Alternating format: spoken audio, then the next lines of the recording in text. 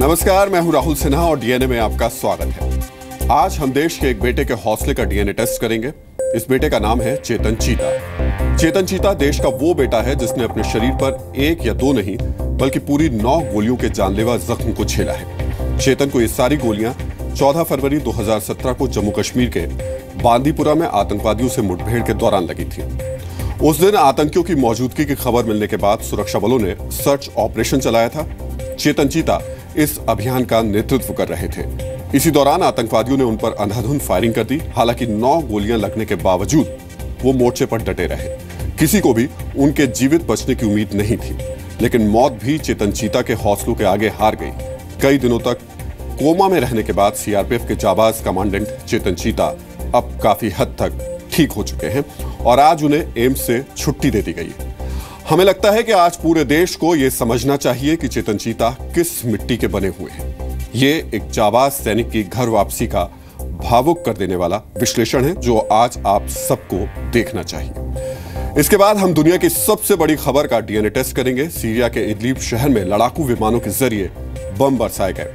माना जा रहा है कि इन बमों में रासायनिक हथियार थे। इन बमों के गिरते ही इलाके के लोगों का दम घुटने लगा, लोग तड़पने लगे और उनके शरीर भी झुलसने लगे। इस हमले में अब तक कम से कम 70 लोग मारे गए हैं, जिनमें बच्चे और महिलाएं भी शामिल हैं। आरोप है कि यह हमला सीरिया के राष्ट्रपति बशर अल असद की सेना ने किया और इसे रूस का समर्थन हासिल था, लेकिन सीरिया की सरकार ने इससे साफ इनकार किया है। वहीं रूस का कहना है कि उसका कोई भी लड़ाकू विमान इस इलाके में मौजूद ही नहीं है। इस हमले की गंभीरता को देखते हुए संयुक्त राष्ट्र की सुरक्षा परिषद की इमरजेंसी मीटिंग बुलाई गई है। ऐसे हालात में आपको इस घटना के सभी पहलुओं के बारे में पता होना चाहिए। और आज श्री राम को डिकोड करने का दिन है। आज रामनवमी है। इस मौके पर आपको शुभकामनाएं देने के लिए हमने एक स्पेशल डीएनए टेस्ट तैयार किया है। आप इसे श्री राम के जीवन का आधुनिक डीएनए टेस्ट भी कह सकते हैं। हमने श्री राम के व्यक्तित्व और उनकी शासन व्यवस्था को आज के दौर के हिसाब से देखने की कोशिश की है। सवाल यह है कि क्या रामराज में लाल बत्ती वाली गाड़ियों की जगह हो सकती है? श्री राम के शत्रु मैनेजमेंट से आप क्या सीख सकते हैं? जात पात का भेदभाव नष्ट करने वाली रघुकुल रीत आखिर क्या है? केवट को गले लगाकर श्री राम ने आपको क्या संदेश दिया था? शबरी के झूठे बेर खाकर राम ने छुआछूत को कैसे मिटाया? क्या सत्ता की शक्ति के वितरण का फॉर्मूला श्री राम से सीखा जा सकता है? इन सारे सवालों के जवाब भारत को एक नई दिशा दे सकते हैं। हमने अयोध्या से लेकर श्रीलंका और इंडोनेशिया तक श्री राम के आचरण और उनकी मर्यादा के निशान देखे हैं। हमें उम्मीद है कि श्री राम की खोज और उनके दर्शन करवाने वाला यह सफर आपको नई ऊर्जा और नया नजरिया देगा। लेकिन सबसे पहले आज की तमाम बड़ी खबरें नॉन स्टॉप न्यूज में। 14 फरवरी को बांदीपुरा एनकाउंटर में गंभीर रूप से घायल हुए सीआरपीएफ के कमांडेंट चेतन चीता 50 दिन मौत से जूझने के बाद आज एम्स से डिस्चार्ज हो गए। 9 गोलियां लगने के बाद चीता डीप कोमा में चले गए थे। सर, आप कैसे हैं? I am rocking. रिकवरी तो चेतन की तभी से स्टार्ट हो गई थी moment he was in the operation. जो फर्स्ट हैंड उनकी जो सर्जरी हुई थी वो वहाँ पर हुई थी। जिसको जो सबसे बड़ा एक तरीका था जिसमें वो इट वाज अ रोल उसके बाद चीज़ें अपने आप सॉल्व होती चली। डॉक्टर ने चेतन चीता के ठीक होने में उनके विल पावर का भी अहम रोल बताया। एम्स में चीता से मिलने गृह राज्य मंत्री रिजिजू भी पहुंचे। रिहेबिलिटेशन होगा, फिजियोथेरेपी वगैरह होगी, वो कई महीने चलेगी, जिससे कि वो पूर्णतया अपने स्वास्थ्य को फिर से प्राप्त कर सकेंगे। I said I want to see you back in uniform again. We are proud of such brave officers and jawans. AIIMS से चेतन चीता अपने घर पहुंचे तो सड़कों के दोनों ओर खड़े लोगों ने उन्हें सैल्यूट किया। घर पहुंचने पर आरती उतारी गई। चेतन ने बहादुरी के एक नए आयाम और नए मापदंड स्थापित किए हैं। हालांकि इस मुठभेड़ में चेतन चीता की दाईं आंख चली गई। चीता ने आतंकी अबू हारिस को मार गिराया था। मुठभेड़ में 3 जवान शहीद हुए थे। विदेश मंत्री सुषमा स्वराज ने संसद में कहा है कि गिलगित और बाल्टिस्तान को पाकिस्तान का 5वां प्रांत बनाने की कोशिश को भारत खारिज करता है। सुषमा स्वराज ने कहा कि पीओके गिलगित और बाल्टिस्तान का पूरा इलाका कश्मीर का हिस्सा है। लोकसभा में बीजू जनता दल के सांसद ने गिलगित बाल्टिस्तान को 5वां प्रोविंस घोषित करने की पाकिस्तान की तैयारियों पर सरकार का रुख पूछा था।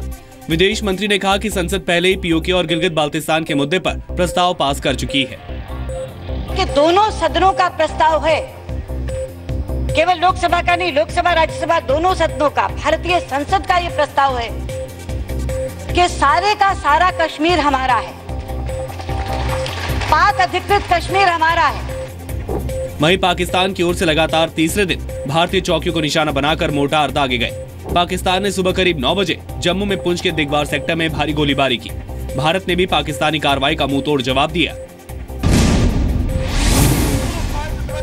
नेशनल कॉन्फ्रेंस के नेता फारूक अब्दुल्ला के बयान पर विवाद हो गया है। अब्दुल्ला ने कहा है कि पत्थरबाज भूखे मर जाएंगे, लेकिन देश के लिए पथराव करते रहेंगे। उन्होंने कहा कि पत्थरबाजों का पर्यटन से कोई लेना देना नहीं है। जो पत्थर फेंकने वाला है उसको टूरिज्म से कोई मतलब नहीं है, ये समझ जाए। उसको टूरिज्म से मतलब नहीं है, वो भूखे मरेगा, मगर वो वतन के लिए वो पत्थर मार रहा है, ये समझने की जरूरत है। केंद्र सरकार में मंत्री जितेंद्र सिंह ने कहा कि फारूक चुनाव जीतने के लिए इस भाषा का इस्तेमाल कर रहे हैं। चुनाव के बाद उनकी बोली बदल जाएगी। फारूक अब्दुल्ला 9 अप्रैल को श्रीनगर लोकसभा सीट पर होने वाले उपचुनाव में उम्मीदवार हैं। चुनाव के दबाव में इस प्रकार की वो बातें करते हैं जिन्हें बहुत ज्यादा गंभीरता से लेने की आवश्यकता नहीं है, क्योंकि हम जानते हैं ये बयान बदल भी जाएगा। यदि कल वो चुनाव जीत जाते हैं और कहीं न कहीं हुकूमत का हिस्सा बन जाते हैं तो वो ये भी कहेंगे कश्मीर भारत का टूट अंग है। यूपी का मुख्यमंत्री बनने के बाद पहली टीवी इंटरव्यू में योगी आदित्यनाथ ने कहा है कि उन्हें राज्य की शिक्षा व्यवस्था को बेहतर बनाना है। प्रेजेंटेशन हम लोगों ने लेना प्रारंभ किया है और उस क्रम में सबसे पहले मैंने शिक्षा को ही चुना है। यहाँ की प्राथमिक, यहाँ की माध्यमिक, यहाँ की उच्च शिक्षा, यहाँ की प्राविधिक शिक्षा, यहाँ की व्यावसायिक शिक्षा, यहाँ की चिकित्सा शिक्षा, इन सभी को हम लोगों ने लिया है। किसानों की कर्ज माफी पर लिए फैसले को लेकर योगी आदित्यनाथ ने कहा कि मोदी सरकार से प्रेरणा लेकर उन्होंने फैसला लिया। किसानों की आय को दोगुना करना वो हमारी प्राथमिकता में है और हम लोगों का प्रयास होगा कि 2019-20 तक हम लोग उस लक्ष्य को प्राप्त करेंगे। चुनौतियों का जिक्र करते हुए योगी ने कहा कि कानून व्यवस्था के मामले में सख्ती के निर्देश दिए गए हैं और स्पष्ट निर्देश दिया है कि चेहरा देख करके कार्रवाई मत करिए, अपराधी को अपराधी के अनुसार ट्रीट करिए, किसी भी जाति का हो, किसी भी मत और मजहब का रहने वाला हो। एक दूसरा इस बात को ध्यान में रखना कि ये भी मत देखिए किस पार्टी का है किसका नहीं है। जो अपराधी है सख्ती के साथ निपटिए, उसके साथ कार्रवाई प्रारंभ हो गई है। उत्तर प्रदेश के सरकारी डॉक्टरों को मुख्यमंत्री योगी आदित्यनाथ ने सख्त हिदायत दी है। मुख्यमंत्री ने कहा है कि सरकारी डॉक्टर प्राइवेट प्रैक्टिस ना करें। योगी आदित्यनाथ ने यह भी कहा कि अब सरकार इलाज के नाम पर लूट बर्दाश्त नहीं करेगी। आप सोचेंगे कि 450 से लेकर के 600 रुपये में वहाँ सीटी स्कैन हो जाती है, मार्केट में आप जाएंगे 1800 से लेकर के 4000 के बीच में मरीजों से वसूला जाता है। क्या शोषण है। अभी आपने देखा होगा ऐसे एमआरआई करेंगे, जितनी भी जांचें दिखती हैं सब में इस प्रकार की लूट मची है। कौन उठेगा इसको। लखनऊ के केजीएमयू अस्पताल में मेडिकल वेंटिलेटर के उद्घाटन पर योगी ने यूपी में स्वास्थ्य सेवाओं की बेहतरी के लिए कई बड़े ऐलान किए। अगर इस देश के प्रत्येक व्यक्ति को बेहतर स्वास्थ्य की सुविधा उपलब्ध कराना चाहते हैं तो हमें कम से कम 5 लाख नए चिकित्सक चाहिए। मुख्यमंत्री ने सरकारी अस्पतालों के खराब हालात को लेकर पुरानी सरकार पर निशाना भी साधा। समाजवादी पार्टी के वरिष्ठ नेता और मुलायम सिंह यादव के भाई शिवपाल सिंह यादव ने आज यूपी के सीएम योगी आदित्यनाथ से मुलाकात की। शिवपाल अपने बेटे आदित्य यादव के साथ सीएम से मिलने गए। 15 मिनट तक चली इस मुलाकात में किन मसलों पर बात हुई ये जानकारी सामने नहीं आई है। शिवपाल ने भी इस मुलाकात के बाद मीडिया से बात नहीं की। मुलायम सिंह यादव के बेटे प्रतीक और बहू अपर्णा यादव भी इससे पहले सीएम योगी से मुलाकात कर चुके हैं। 31 मार्च को सीएम योगी खुद अपर्णा यादव की गौशाला कान्हा उपवन में गए थे।